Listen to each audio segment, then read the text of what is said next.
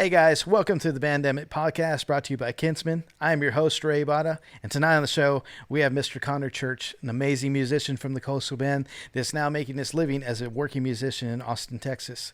Tonight on the show we're going to be talking about the road, what it's like to be in school and on the road at the same time, and some great tips for drummers out there. Stick around, it's going to be a great show. Please welcome Mr. Connor Church. Connor, what's up, man? How's it going, man? It is Good to going see you. well. Yeah, dude, good to see you too. You look good, man. You look fit. Man, I guess that's a good thing, being stuck at home for however long, right? Oh yeah, like some people get big and some people get fit, so it looks like you're getting fit. So congrats on that, I appreciate it. man. Well, But, thanks so much for doing the show. We'd like to start off just with a little bit of history. So can you tell us a little bit about how you got your start in drums? Maybe some of your history. Why don't we start there? well, you know, it's interesting. I didn't really come from a musical family per Oh, se, but my dad, he played drums. We're all music lovers, but in terms of performing artists or performing musicians, I wouldn't say that's my background, at least. But I remember just like early on, as a kid, jumping on the trampoline and just hearing my dad play some Aerosmith on the drums or something. And so nice. it's like, I've always I heard that and I always had a little bit of an interest. Yeah, And then it's just, it didn't really it didn't really grab me though until maybe middle school, doing concert band, doing snare drum percussion, stuff like that. hmm And just trying to put all that together into one thing as a drum set. It was just a fun thing to do, growing up, I guess. But that's like the somewhat very beginning, I yeah. guess. So But when yeah. did you decide to go to music school? Was that like a high school thing that you were inspired by maybe one of your people growing up or one of the artists that kind of really just you're like, okay, I'm gonna go and do this in college now.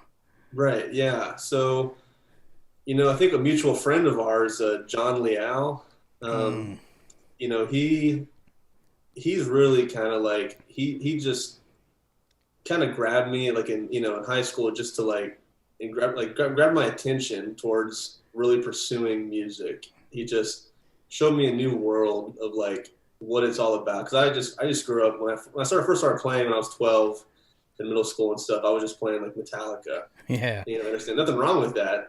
People always like to hate on Lars Ulrich and hate probably for good reason, but I still love the guy. Grew up first favorite drummer. It's maybe just one of those things, yeah, but he, John,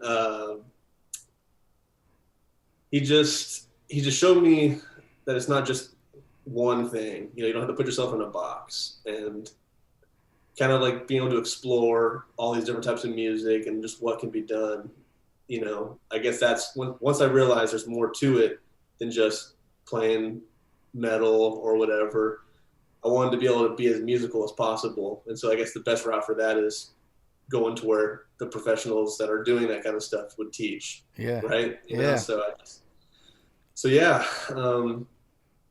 that's kind of where at least I started having the interest for it. Um, because yeah, so like Metallica was like who I listened to, but once I heard a drummer named Todd Sucherman, he plays with Styx, but I first heard him play, um, just a solo thing, and it just blew my mind. Just kind of musicality that was behind it, just the technique, the ease of playing. It's just I was like, wow. Nice. So I wanted to do that. I wanted to be able to be like that. Still working on it. Definitely not there yet, but every day at a time. So Nice. yeah. So you made your way through high school, and so what did college look like?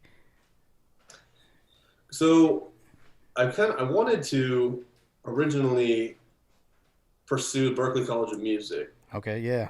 Yeah, because I went to a program there when I was 15.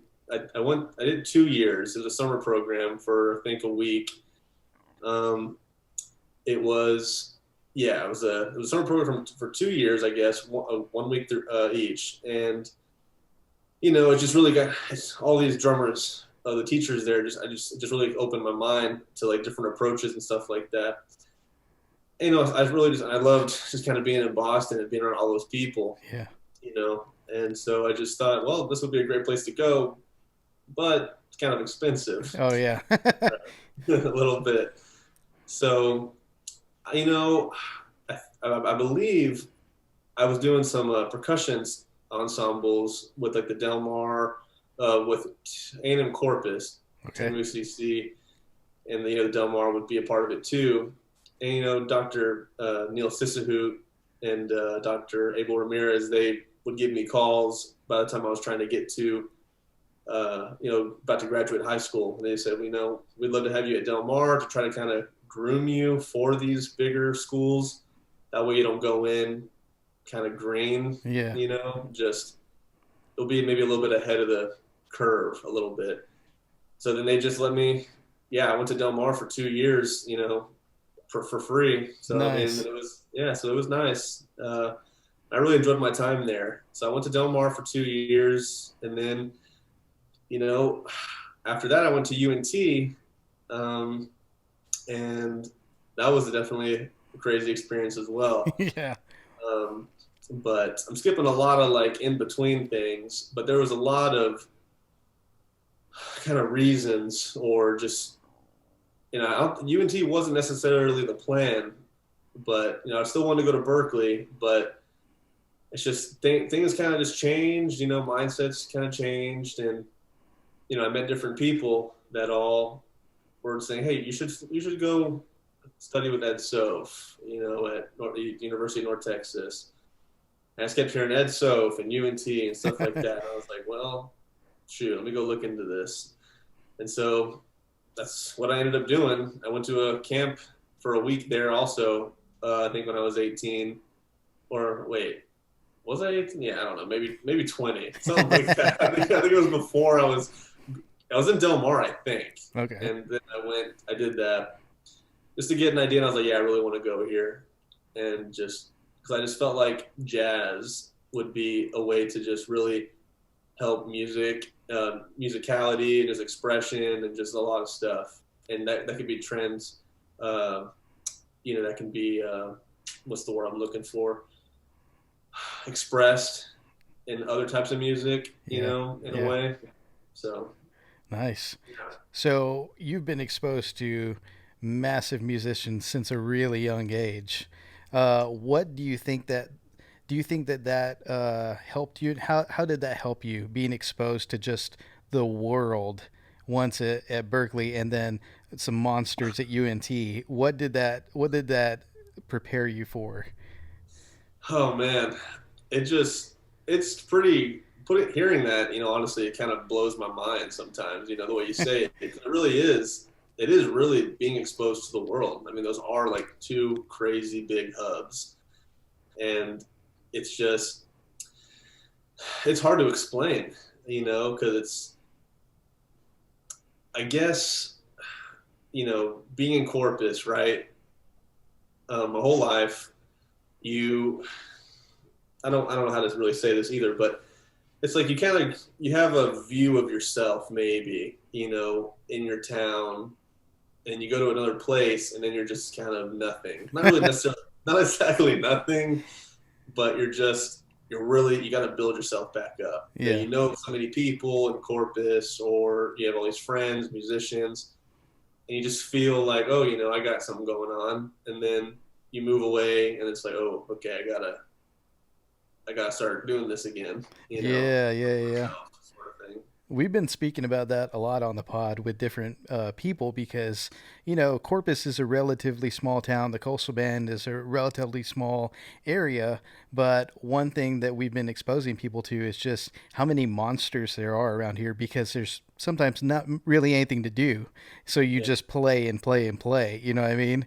So it's interesting that you mentioned that too, is that, you know, uh, being from a small town and then going out and being exposed, it really gives you a different worldview of Yeah. just of just things to come. So let's stick with that. And can you tell us a little bit about influences as far as drummers, as far as like musical genres that have really just like done the same thing, just blown your mind, opened your mind, and want and inspired you to pursue that?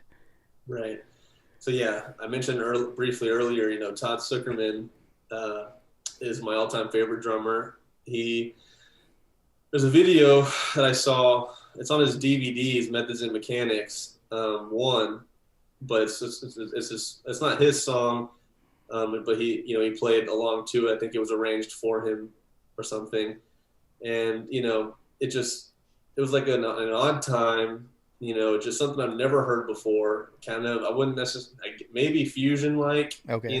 but that might come across as more intense than it is, But there was just so much life in this song, and it just like was. It was just like it was just breathing. There was something about it that it was just, you know, it was just like it just took on a whole new, music just completely changed for me once I heard this.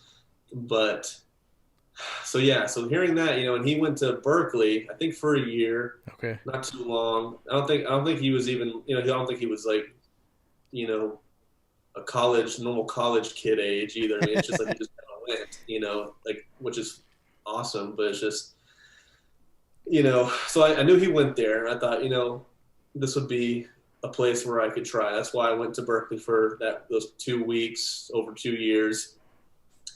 And I mean, I can see why it's a revered, highly praised school. Mm-hmm. It's just the teachers there are really top notch. Obviously, the musicians that come out of it, I mean, it kind of speaks for itself. Yeah. But, and then I guess it's just after hearing stuff like that, seeing the approaches, kind of understanding the drummers that influenced him, people like Tony Williams, with jazz roots, that's where UNT really would help me at least kind of be more of an answer for me to go towards because of it's such a huge jazz school, Yeah. Probably, I Yeah. think it's the oldest jazz program ever. Nice. So, and, so that's obviously a great place to go to try to get better at that stuff. Yeah.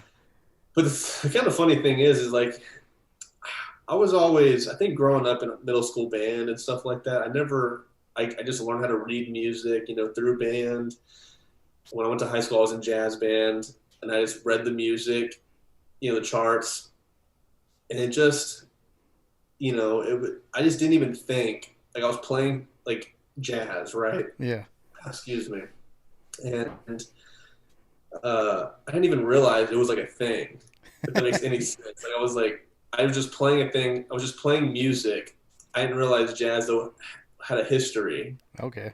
Whenever I was just starting to play it in high school, it was just, okay, play the ride cymbal like this and do this and make it through the song as if you're playing an all-state ensemble or whatever, But so that's just kind of interesting to me because my parents didn't, listen to jazz and stuff growing up. It was always just rock and roll. Yeah. My whole life sort of thing. And so it's just, when I went to UNT, it was just such a shock sort of, because obviously by then I knew that jazz wasn't just a thing you played in high school band, Yeah. Yeah. or Yeah. whatever. But it was just crazy because man, you have a lot of catching up to do, a lot of learning that needs to be done, and just a whole new world to explore and musically, So, yeah. Man, that's cool. So, what would you describe if somebody had never heard jazz before and asked you, "Hey, man, what's it like to be a jazz drummer? What is a jazz drummer? What do you bring to the table as a jazz drummer, or what have you learned to bring to the table?" Right. I think for me, it's a big thing about listening. You Oh, learn a lot about listening to other musicians. It's not just, you learn a song on the radio and then you play it with your band, exactly how the drummer played it on the record, and that's that. with jazz, you listen to the records that people played back in the day, but there's just there's expression, Yeah. there's musicality, there's freedom. There is still structure, of course, but, it's and that obviously that's not, that might come out wrong because that's in every type of music. The original person that recorded this rock song or whatever, that's them playing. But you can really, you hear all like these jazz drummers play, you just hear like who they are and like their play and stuff like that. But so I would think as a jazz drummer, you just really get to learn expression, musicality, feel, all that stuff just at a higher level, I think, than just maybe playing just rock and roll or something. Nice. So Yeah. who are your favorite drummers today? Of course, Todd Zuckerman's still my Yeah, favorite. yeah. But I really admire Benny Greb. Um, he's a he. Man, we might have to cut this part actually. But yeah, so yeah, Benny Greb, Todd Zuckerman, and guys from then of course I like Tony Williams. I like him with the Miles Davis Quartet, stuff like that. It's just the stuff he was doing at his age at the time, which I believe was 17, Whoa. is just. Yeah, exactly. It speaks for itself. It's just, people, there's rock and roll was a big thing at that time too, but it's like, it just, the things that Tony Williams was doing was just so extraordinary. And, you hear like the early days of rock and roll, just basic kind of 2 and 4 stuff most of the time. Mm-hmm. It's not too terribly complicated. A lot of people look up to those kind of drummers, which they should. It's fine, but there was like things that were happening at the same time that people today are still figuring it out. Yeah. So Nice. it's crazy. So, what's your favorite memory from that? Because obviously you're at a different point in your life right now, being a professional musician. But as a student, what was one of your favorite memories as a student, either at Berkeley or UNT, or even in high school? What was one of your favorite things that really just, oh, I want to do this?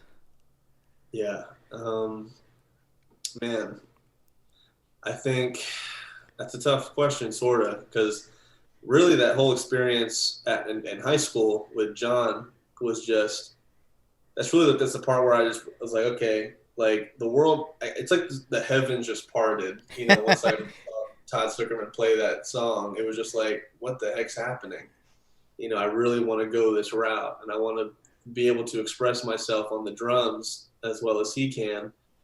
But man, there's always good experiences, especially at UNT. There's just all the people I got to play with. It's just all these young musicians my age. And younger, they're incredible and it's just it was so great just to be able to be in an environment like that and be able to just play with whoever I wanted to in that school, and you don't have to worry about, paying anybody or anything like that.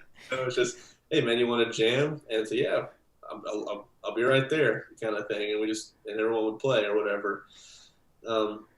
But I have a lot of great things from, both UNT and Del Mar. Del Mar, being a community college, I get, it's still really, I feel like I was introduced to so many things there in terms of, being in the wind ensemble or the percussion ensemble, Brazilian ensembles, whatever, all these jazz bands, stuff like that. There was so much opportunities to do, and there were at UNT as well, but you're kind of put more into a box at the bigger schools. I feel like you kind of had to focus on what you're studying or whatever. And yeah, you could audition for these things, but it might get overwhelming. Yeah. And at Del Mar, there's still work to be done, but it's just not as big of there's not as much maybe competition, I guess. So you can kind of get to experience all these things. So I Yeah. think Del Mar really was a good thing for me for that. Yeah, and there are some heavy hitters at Del Mar. You were Oh talking yeah. about Dr. Abel Ramirez. That Oh guy, yeah. a monster conductor. So definitely some heavy hitters, even though it's a community college. Oh yeah. I know. Yeah. I mean, I treasure my time there Yeah, for sure. You know. nice. Well, Yeah. so now that we've covered that, moving on to your professional career as a traveling musician that's played with quite a few people. What does that? How does that compare and contrast to your time in school? Can you give us a little insight into that? Yeah. With it's pretty tough. A lot of I've talked to my professors. When I was at UNT, it's like, hey, I got a gig this weekend, or is it okay if you know, I'm going on like a weekend run sort of thing. Is it okay if I maybe miss this rehearsal because I got to get on the road or something? And it's not really a thing you should be that they're proud of. I mean, they're proud of either musicians that come out of the school that do great things, but you should be at the school, when you're there, and Yeah. so it's tough doing both. Um, I mean, unless it's in the same town. And like, so for me, it just really never was. It was always, I primarily played all over Texas. Um, and so it's just every gig was always, let's go to Nacogdoches or, San Marcos, or if it was Dallas, great, because that's only an hour from the school. Yeah. But we're back to Corpus, even though I'm in Dallas now. And then when I moved back to Corpus for a bit, okay, now I'm playing with a band locally. Okay, let's play a gig in Dallas now. It's like, oh my gosh, like I can never just be in a place where it's just in one town. Yeah. So that was the main challenge with school and music and performing. It's just, I mean, I was making money and doing stuff, but I think if I could do it again, it's hard. I mean, it's hard to say. I'm glad for the opportunities I had, but I definitely would recommend just focusing on school when you're there and gig later, Okay. maybe. Yeah. Yeah. Yeah. It's a weird thing, but I think I would encourage sticking with schooling and taking your time and really focusing and dedicating all your time to practicing while you can. Yeah. You know? So, yeah, a lot of the guys that we talked to have been like, okay, so you practiced during this time, and now it's time to just put the rubber to the road. What's that like in a professional setting? Is it just like go, go, go? Like how much time do you usually have to learn music? Right. If you're lucky, you get a couple weeks. You know, but I played with this Texas artist named Sarah Hobbs, and the first time I ever played with her, I think I got the music the day of the gig, like 3 hours worth, and so and I mean, it was maybe 7 hours till a gig, so I think I spent 5 to 6 hours. I played the whole set twice with those 6 hours to learn it all, and I played it once just to kind of get a feel for it, and play it again just to see if I really got it, and Yeah. then I just did the gig with some muscle memory, hopefully. So, I mean, and sometimes, you don't even get music. You just show up and you play a 3 hour gig, 4 hours maybe, and you're just, wow, I don't know a single song, but, and that's where I think, of course, a lot of listening to music helps with that. I mean, I'm not going to, I think, and I mean, but schooling in a way too, if learning how to listen to other musicians, how to play along with them, you can kind of make it through Yeah. all these things in a way. So you should listen. You should definitely know the songs that are happening for specific reasons. But if someone played a song from me right now, I could probably just play along to it without ever hearing it before. It still happens, now. Yeah. So So do you charge stuff out when it's crunch time like that, or is it just like I'm just going for it? I'm just going for it, and I know Nice. charting it's something I've done, and it's just not. I don't know. I like to play these gigs. I like to be in involved in the gig at the time. And there's nothing wrong with charting it out, but there's a whole thing where you're playing, maybe you're reading the chart on the floor or somewhere else. I'd rather just be there with the musicians, in that moment. But I mean, I guess they'd probably appreciate it too if I'm not screwing up. If I got a chart, who cares, But I think, but for the most part, I just listen to the songs, and then just play them. Nice. But yeah. So if you could play a gig with any group in the world right now, who would you pick? Definitely. I mean, for me, Zach Brown Band. Nice. Okay. It's just such an awesome band. It was probably my first introduction to like country music or anything was like the Zach Brown Band. And I mean, I guess they're country music. They've got a lot of kind of islandy vibes, and now they're doing real electronic kind of pop stuff. But I mean, it's just such a versatile band, and it'd just be so much fun. And there's so many musicians, and they're all super incredible. Yeah. I mean, it would be a fun time. I mean, I know almost all their songs. I'm just a big fan of that. I'm always listening to it, going to a gig or whatever. I'll put an album on of theirs, and just if I just want to relax and listen to something I'm familiar with, that's always a go-to for me. So I'm pretty familiar. Maybe I could sit in, but Chris Fryer is the drummer, and I mean that guy is just an absolute monster. A modern day, just rock legend in a way. Nice. So what is your pre-game ritual? Do you have a pre-game ritual, or?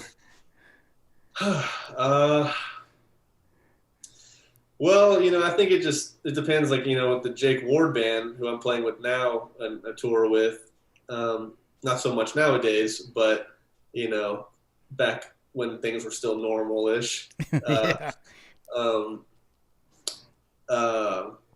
We had our little things, we'd huddle up in a corner, we just huddle up and try to psych ourselves up, doing the whole, like, kind of like a football team sort of thing. It's, It's silly, but sometimes that's just what we did with that, with all the guys. We do stuff like that. But for myself, yeah, I think it's just, it's just kind of like, I guess I try to mentally prepare for what's about to happen. I think about just the energy that's about to be released on stage, just the hopefully joy we're going to bring to people with our music, sort of just enjoyment. There's just so much things that happen on stage that it's just such an experience that I just can never get enough of. Nice. And so just trying to think of all that beforehand is what it helps me get psyched up. And I could just wake up, or I could be getting ready to go to sleep or something. It's so tired, but playing a show will just bring me back to 100%. Nice. Yeah. Nice. So some of our usual listeners are quite interested in what you've been playing lately. Like, what set have you been playing? Do you have like a go-to, or do you have a go-to set of cymbals? What are you doing right now as far as gear is concerned? Right. So right now, there's been a lot of things, with exploration, I think. I just recently got the Zildjian low volume cymbals with the Remo silent stroke heads, just because, I recently moved. Well, it's been a few months now, but, I don't want to piss off the neighbors, in the rooms, the houses I'm in, or this neighborhood, there's one of those like kind of communities, right? All the houses they're just built, and there you go. Not a whole lot of isolation. And so I don't want to be too loud. And so I'm just trying to keep that in mind. And so I have a lot of low volume stuff. I put all the heads on my, I play with Gretsch drums. Nice. I have a bunch of different models, but I guess I'm just using a basic Catalina like club kit, just something to practice with. It's nothing I'm going to take on the road, nothing I'm going to take to a show. I could if I wanted, but I just, I'm just going to leave it here. I got plenty of other kits. What I have in my cases, there's a Gretsch Brooklyn drum set. And, excuse me again. I can't go wrong with Gretsch drums, really. Yeah. For me. What are your favorite sizes for toms? I think I use right with the Brooklyn kit, it's a 24-inch bass drum, 13-inch rack tom, and a 16-inch floor tom. Nice. They're pretty big drums. I'm still getting used to them. I'm a big guy, so I kind of want some bigger drums. Man, I think honestly my favorite stuff might be a 20-inch bass drum with, just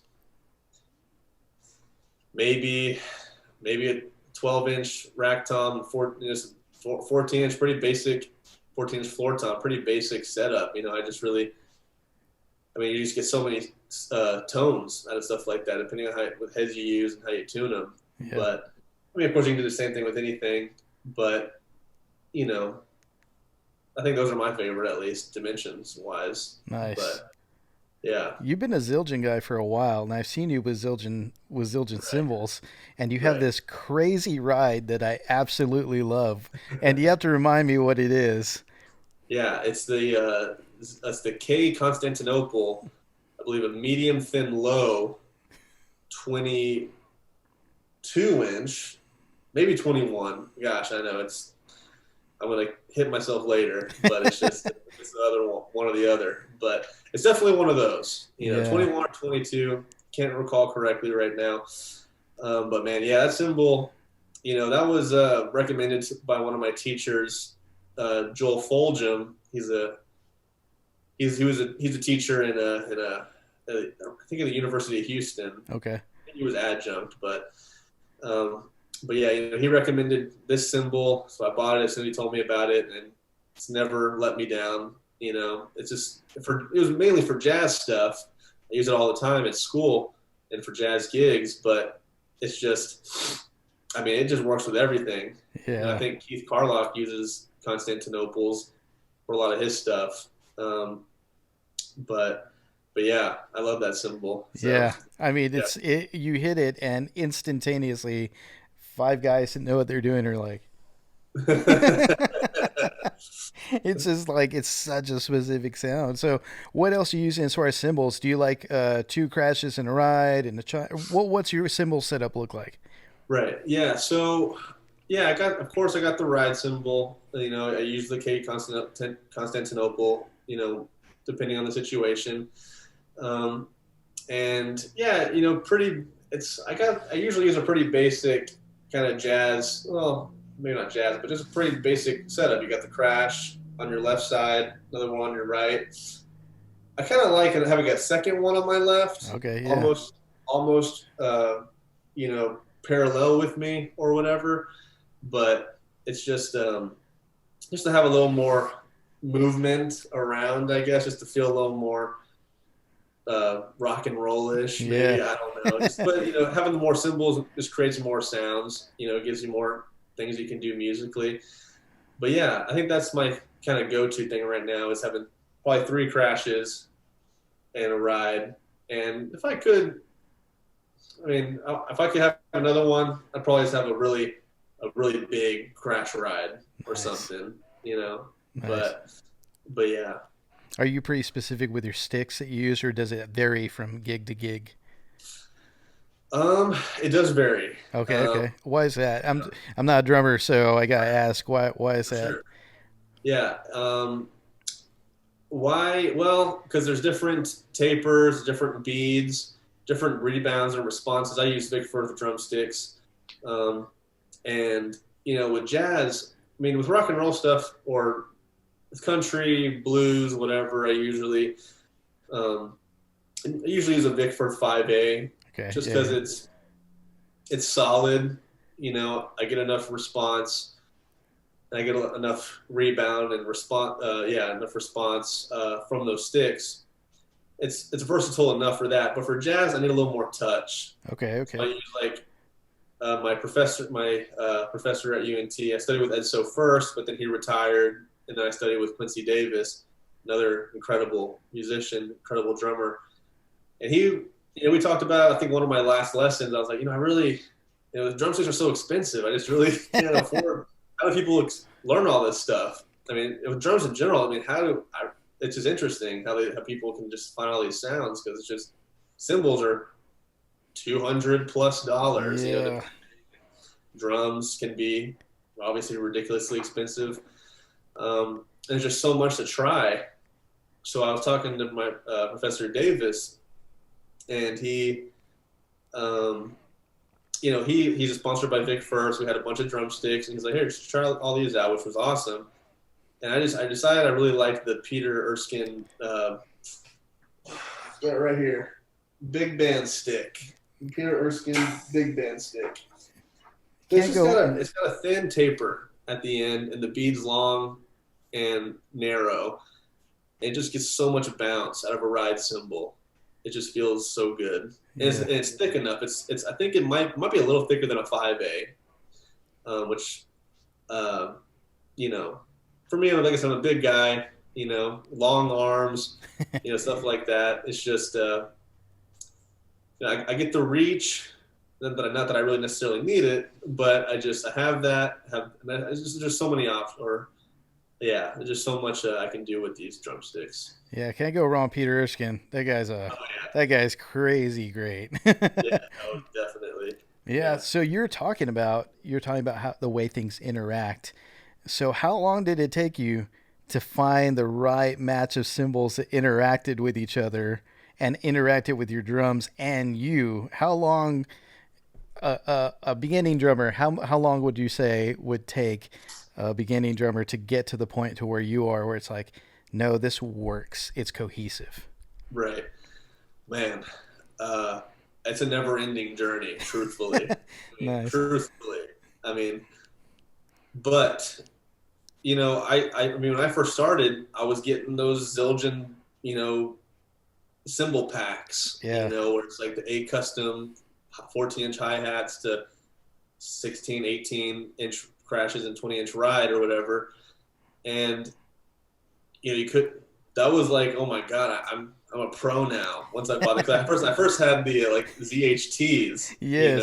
It's like next step up, A custom, or whatever. And then so I'm like, oh wow, I'm really, and it's just funny, when you get a new piece of gear, I feel like it just really makes you feel like you just took a step in this new direction. I don't know if it was like that for you or whatever, but it's just always like, I can't wait to play on this thing. And you're like just already better as a musician in a way. I don't know. That's how it kind of felt with me, especially back in the day.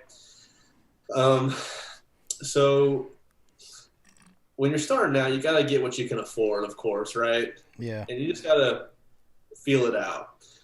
And then eventually, you just listen to records, you listen to drummers you like, you see what cymbals they're playing. You think, wow, I really like that cymbal right there. What cymbal is that? Okay, it's this one. Where can I get it? Blah, blah, blah. And then you do that. And I think that's just kind of the process of collecting.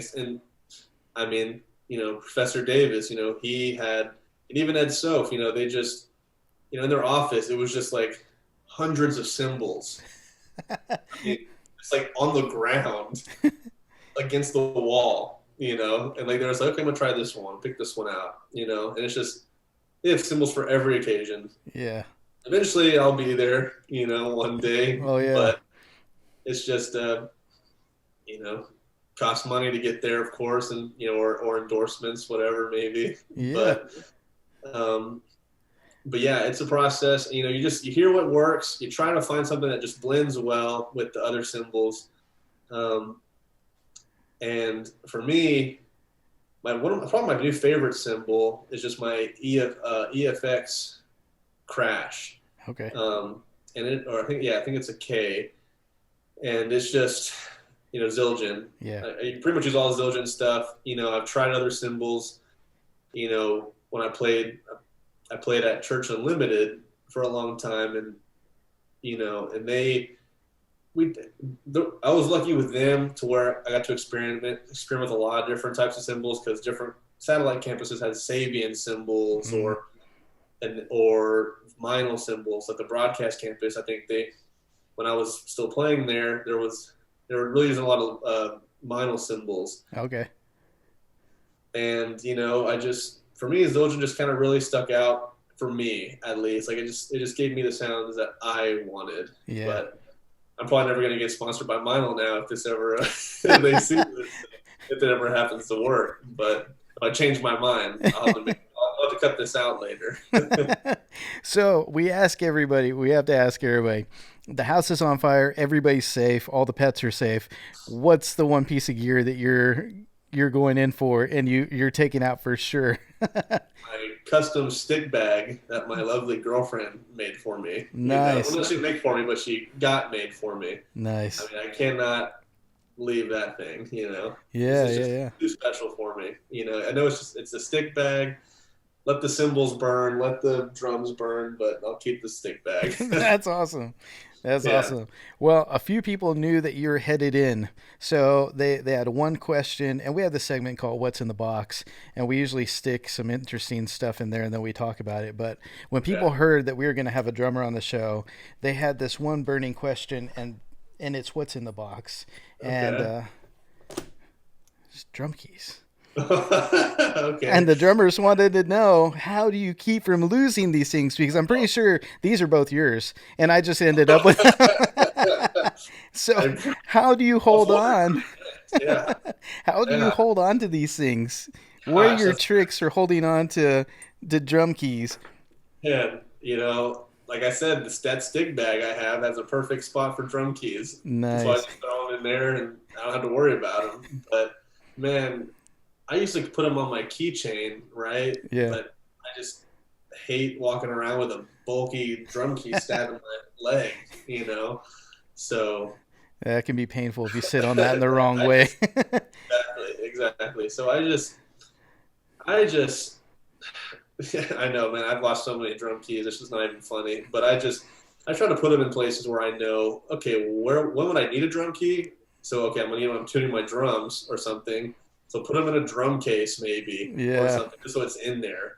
Or put it in your stick bag, put it in your cymbal bag. Just put them everywhere. Put them in your car. Put them in your glove compartment. Center console. I have all over the place. Nice.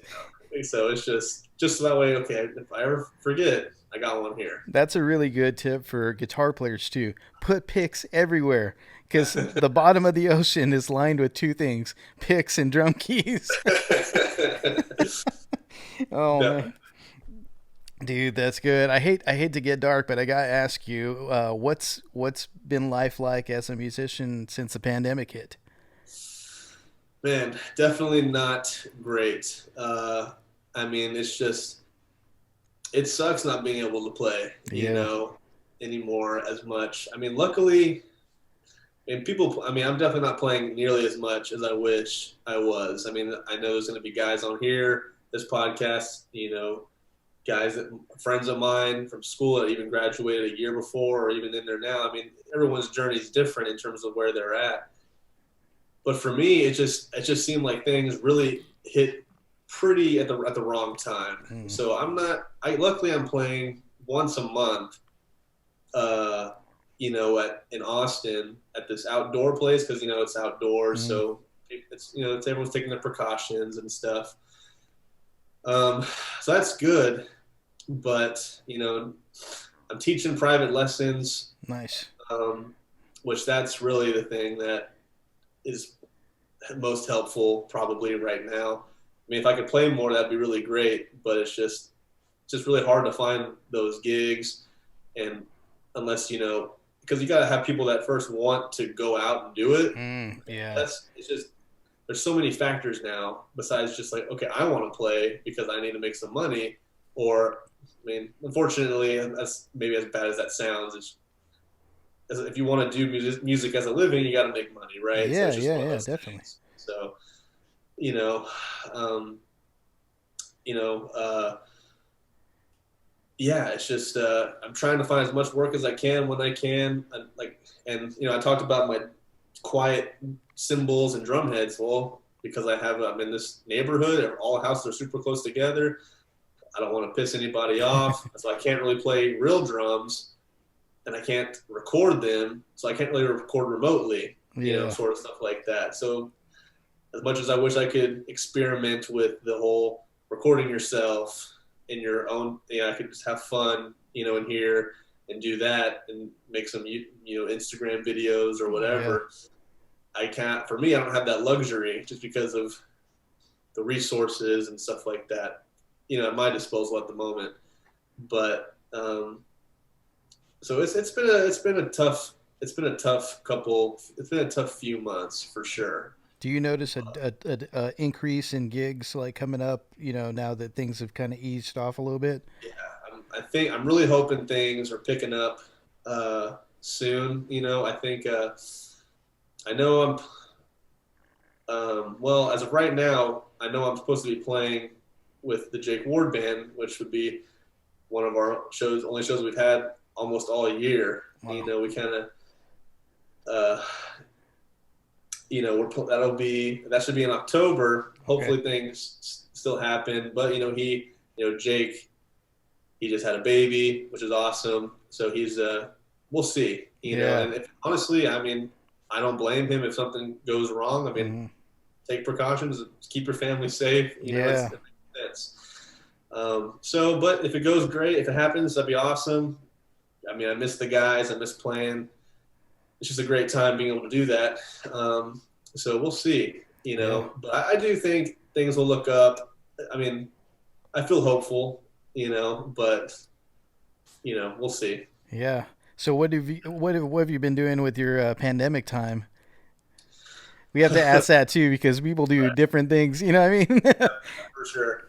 Well, I've definitely, I think I've tried to kind of just listen to music in a different way, just trying to hear things I haven't heard before. Nice. Like different approaches to how people are like, I don't know, just trying to hear things that I just maybe didn't pick up on certain songs or whatever, just to try to implement certain things. But I mean, I'm sure everybody's watched a lot of Netflix, right? Yes. What you've been watching on Netflix? What are your favorite things on Netflix right now? I guess I should say I'm actually not on Netflix right now, but I'm on Amazon Prime Video. Nice. And me and my girlfriend, we've been watching an old show, but called Psych. Ever heard of that? Yeah. With I can't remember what his name is. But yeah, he's not really psychic. He's just super observant. That's awesome. Right. So, it's an older show, but hey, it's fun. We're just doing that, and it's been enjoyable. So, but it's been a lot of, and that's the thing too. I mean, music's my life. It always will be, but there is still something nice with the downtime. Yes.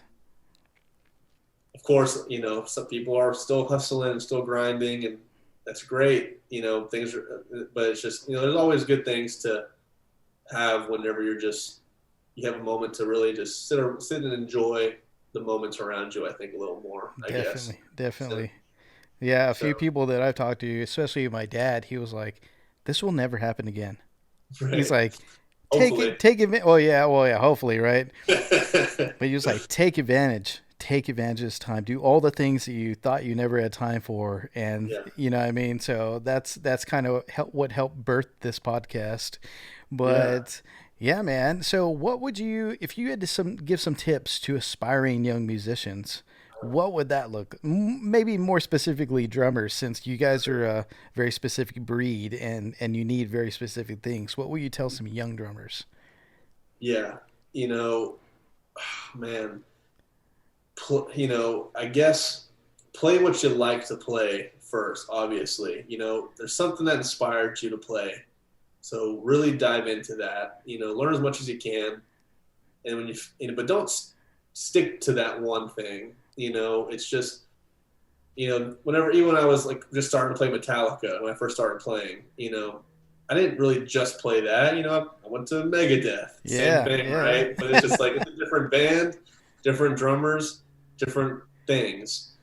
And maybe, I don't know, Pantera or something, right? And it's something different. And you just, of course, I'm sure, it's probably pretty self-explanatory, but, you don't want to just be like, okay, I'm just going to play this song or this one band's music, and once you feel comfortable branching out from, like, say metal or whatever, since we're on that subject, I guess. Yeah.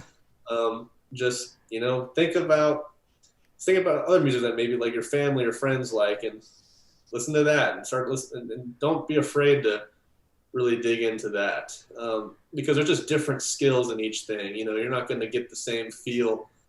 A metal drummer can't get the same feel as someone that just listens to James Brown all day. You know what I'm saying? I mean, or vice versa. It's just you won't have that probably won't have that same pocket as a funk drummer would have. Yeah. Compared to the intensity maybe as a metal drummer would have. It's just good to have all these tools in your bag. So yeah, I think really just not being afraid to explore different things and avenues. It's just I think that's important. Yeah. Do you have any advice for people that are like maybe in high school or in college and they're like, I want to do what he does. I want to be like Connor. I want to be a professional. What would you, if you could go back maybe and tell yourself this, maybe 10 years ago, what would you tell yourself as a professional now, looking back on a college student maybe? Yeah. I think kind of what I said maybe a little earlier. It's just, everyone always says something like school, like when you're in school, like, oh, it'll be over before you know it. Yeah, it will be. It's just everything. It will be over before you know it. And like once it's over, it's over. It's just so crazy. Once I graduated, how over it was. Yeah. You know what I mean? It's like it just really like it's like thinking about it, it's like, oh god, I got all this schoolwork. Oh gosh, I got that in a month. Oh gosh, I got this in 2 months. Oh, my senior recitals in 3 months. It's like, yeah, it is, but enjoy the time you have in these moments and really take advantage of every second you can when you're in those, in those times, because once it's done, it's done. It's just another thing checked off the list, in a way. So it's just how it goes. So I think if I could go back in time, I would just say maybe spend a little more time on things, Yeah. If you feel like, oh gosh, I'm done for today. Maybe you're not done. Go a little more. Did you really do too much today? I don't know. That makes it, Yeah. I think I would encourage just, if you really love something, put some more effort, maybe. If that, Okay. I don't know. You know what I'm saying? Yeah, definitely. I was reading a Navy SEAL book, and he was talking about, he was like, when you think you've given it all, you're at 40%. Yeah, He's like, and it was just like, whoa, the mentality of a SEAL. When you think you've given it all, when you're done, you're at 40%. You still got 60 more. So at least give it another 20. So I think right. that's definitely great advice. So what's on the horizon for you? Well, let's see. I think I'm going to be going to the studio, hopefully, within the next couple months. I play with my uncle's band, Nice. the Bruce Smith band, and that's who I'm playing with every month at Guero's Tacos. So yeah, if you're in the Austin area, Yeah. come out the first Friday every month, 6 to 9 p.m. I think this is just a residency, so I'll probably always be there Nice. until maybe I go somewhere else. But you know, so yeah, I think I'll be recording with him hopefully in the next few months. Nice. So we record a couple things. I think during the pandemic. Well, it's still happening, but just earlier when it was a lot more kind of insane. We did record a thing, but I'm not sure if we're going to release it or something, but I don't know. We'll see. Nice. And I think that's kind of the only thing going on, I'm looking forward to recording stuff like that. Oh, I mean, Kinsmen, A little right? plug in there. Yeah. Come on now. That's Yeah. exciting stuff. We did that a few months back, and that was a whole lot of fun. Yeah. That's just, I'm really excited for whenever that stuff happens. I think we can talk about that, right? Yeah, definitely. I love to take Garrett's quote where he says, "Sucky bands don't do a second album." I was like, yes, we finished the second album. Yeah. I really had a blast doing that stuff and just working up the songs. It's just like, man, I really think there's some cool stuff happening, and there definitely is. So I can't wait for that to be finished. Yeah, at least all the production stuff, I guess. Yeah. So I forgot to ask you about this, but you're in the Austin area. What have you seen lately that you're like, oh, that's cool, that maybe you hadn't seen before? what have I seen that's cool? Like seasons, maybe. Yeah, Something other right. than humidity. Yeah, man. Hmm. You know, it's just it's. I guess what I feel like my time in Denton was so similar to time in Austin. Oh, okay, yeah, So it's like it's almost like the same thing for me. I can't I don't know if I can say maybe it's something cool, but I it's just it's just such a hub, nice. like all these different people, and it's just so cool to be able to interact with people from different backgrounds. I mean, that's everywhere really, but maybe somewhere like Corpus might be a little more, you know, what do you call it? Put in a Sheltered. box Yeah, maybe. yeah, You know yeah, what I'm saying? yeah. Totally, So totally, it's totally. just like being at like places like Denton and stuff. You get, I mean, people from all over the world. I mean, some of like my best friends that I made in UNT are not even from America. So it's just like stuff like that. It's just so cool. Like Yeah, it's just crazy. Being stuff like that. I mean, I think it's like that in Austin too. I'm sure it is. yeah, But that's the thing too. Like we're talking about the pandemic stuff for a while, and it's just a while back, but moving to the Austin area, I just didn't really get to experience it a whole lot yet because of the yeah, pandemic hit. Because I just graduated UNT, not too long ago. It was almost a year now, but sometimes the start of the pandemic still feels like now. Sometimes it's yes, still the same thing. yeah, In a way for most of us maybe. Um, and so yeah, I just moved up here, and then I was starting to kind of get things going, and then boom, yeah. shut down. It's just like, man. So I didn't get to experience a whole lot because I just moved out. So it was super horrible timing for me. You couldn't even make it any worse, honestly. So Well, you're healthy, so that's definitely a good time. Your yeah. family's healthy, everybody's healthy, so that's awesome, man. Glad to hear all that. Is there anything that we haven't discussed that maybe you would like to discuss before we closed on out? Oh man, I was thinking about this earlier. Uh, I'm curious, maybe your opinion on it, but just maybe performing music. Yeah, I was thinking about it, and this kind of maybe might be because of my recent jazz background. Um, just like since because I try to I try to think like a jazz drummer, even in rock and roll or country things. Of course, I'm not going to do ridiculous things that don't fit the song, yeah, right? But if I can, if the people I'm playing with are cool with it, or you know, I'll try to do something that's maybe just a little more expressive, right?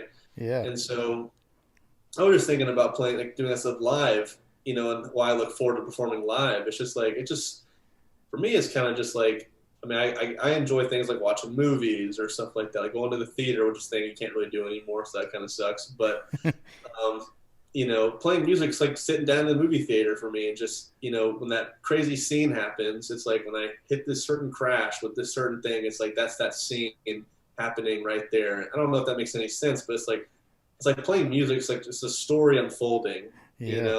and it's just like that's just such a thing that I just really love about music and playing it. I don't know if that's something maybe. I'm curious what maybe you think about performing or what's what I'm saying? Like your Yeah, thought. definitely. I think that the first thing that comes to mind is Miles Davis, where he was like, "Learn your music, learn your instrument, and then forget the first two and just go play." You know Yeah, what I yeah. mean? Oh, So yeah. I definitely feel like that's the feeling I get when I play with people that I'm comfortable with.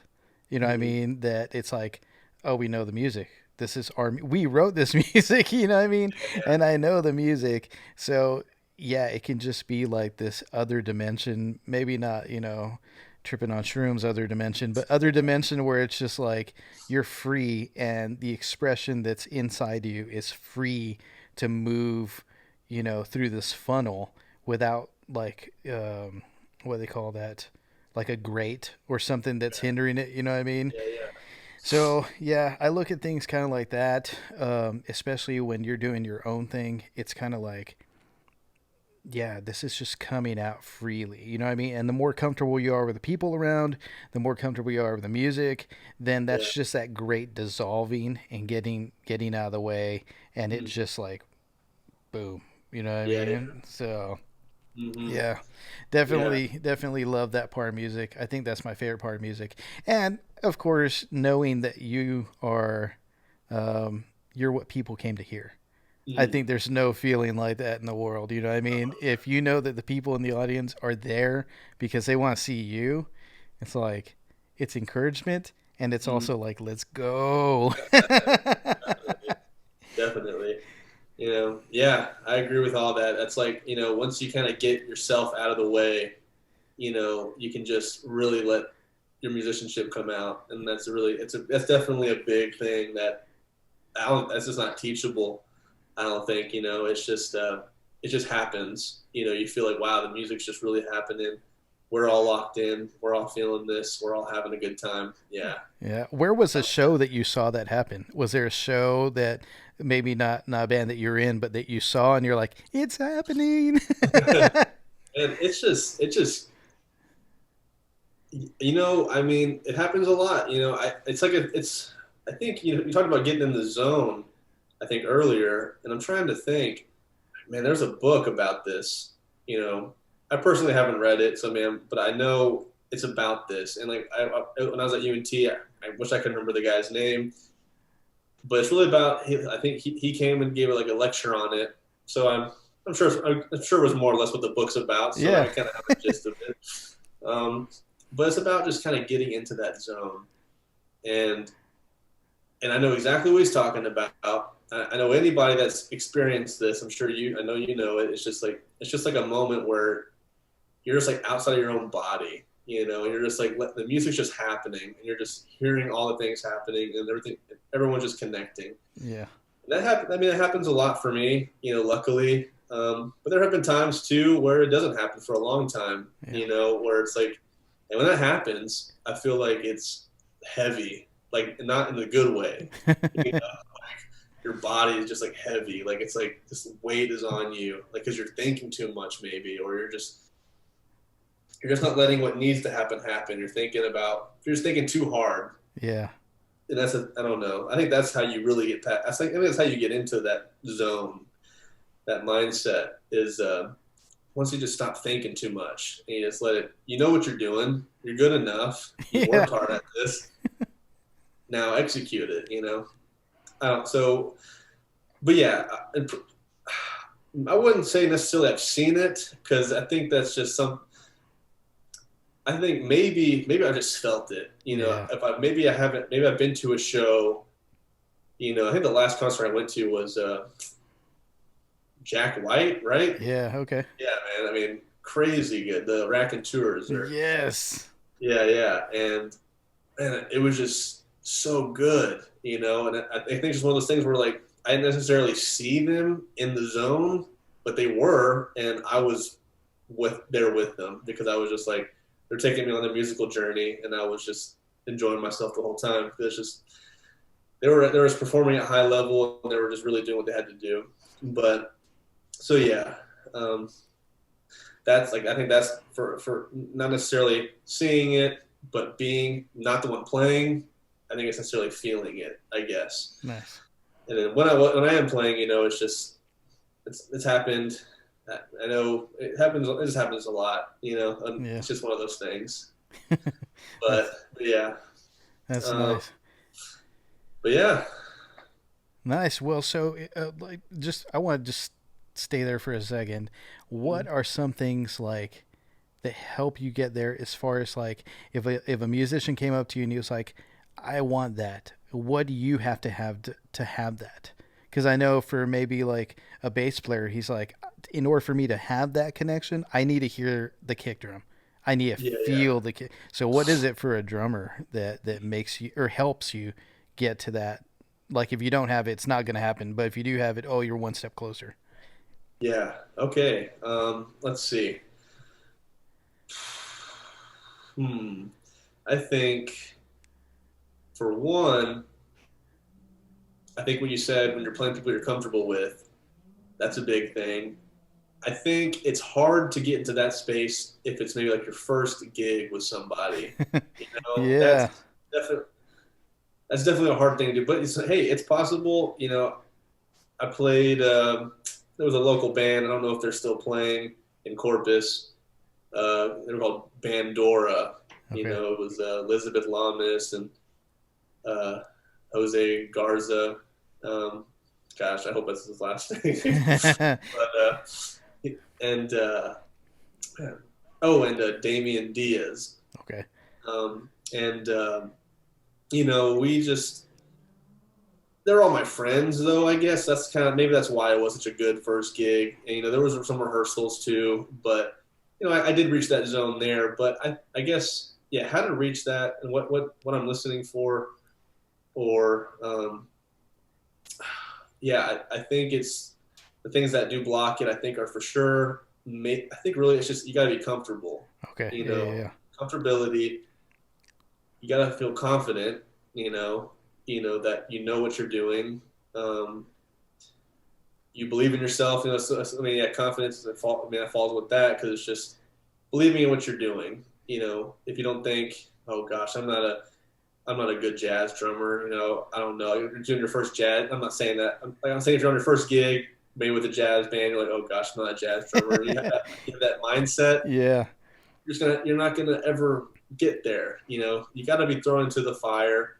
That's where you learn the most. Really, Oh, is yeah. when you're Yeah. just there. Um, so yeah, I don't know if that answered the question, Yeah. Definitely. but Definitely. Yeah. Yeah. Yeah. good.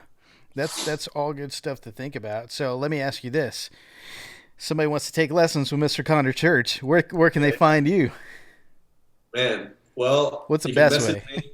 Yeah, probably. Here's my cell phone number. No, just We'll flash it on the bottom of the screen. kidding. No, we won't. Um, well, my Instagram isn't anything extravagant, but it's at church CHURCHC3. You can message me there. Nice. Find me on Facebook, maybe. I mean, those are probably the best places to Okay. get to. I had a website. I don't think it's up right now, but Pandemic. yeah, exactly. It got the Rona. Yeah. So yeah, try to message me on there. I'd love to teach you anything you need. I mean, all kinds of things. You know, from percussion. You know, if you're in high school, middle school, I can get. I've had a success with getting kids to state, stuff like Nice. that. Nice. So I mean, I feel confident with my teaching and my background to at least get people in high school and like in percussion to get where they want to get to. And if you're a drummer, of all ages, whatever level you're at, I can hopefully help you Yeah. refine what's going on. So I feel, yeah, I love teaching. It's fun. It's fun to teach private lessons and seeing people that love it or that have a good interest developing. It's a fun thing. Yeah. Definitely. Definitely. Well, Yeah. guys, check out Con Church online. Mandy, we hope that this ends really fast, not just for you, but for everybody that's professional right now. And man, thanks so much for being on the podcast, dude. It means a Of course, lot, really and thanks for truly. having me. And we'll have you back once this is all over so that we can maybe do it live. Oh yeah, heck yeah. Well, until then, thanks for watching the pod, guys. Mr. Connor Church, check him out online, and we'll see you next week on the Bandemic Podcast.